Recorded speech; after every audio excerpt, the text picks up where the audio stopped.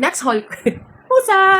Next haul ko is yung from McDonald's na Super Mario Galaxy. Nakuha ko na rin si Yoshi and ang napaka-ilap na si Luigi. So, si Yoshi muna tingnan natin. Hindi ko pa siya na-open. Si Yoshi, ito, nakuha ko to sa Happy Meal sa McDonald's Kamyas, yung malapit sa amin. Nag-drive-thru kami, tapos nag-order ako. Tapos, ang plano ko talaga, si Luigi yung kukunin ko. Kaso, out of stock na si Luigi. And same din sa ibang stores, out of stock na siya. Kaya ang kinuha ko na lang ay si Yoshi, kasi gusto ko rin naman si Yoshi. Yan siya. Diba ang cute?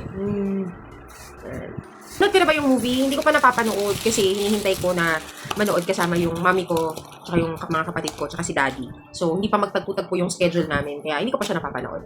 Next is si Luigi. Yan. Alam niyo ba saan ko ito nakuha? Nakuha ko pa to sa Ilocos. Sa Ilocos Norte, nung nag-travel ako.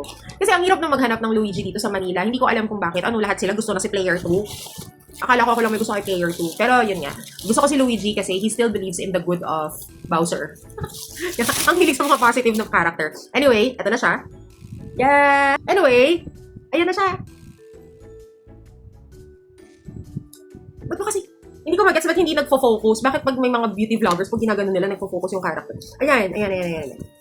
Diba? Ang cute!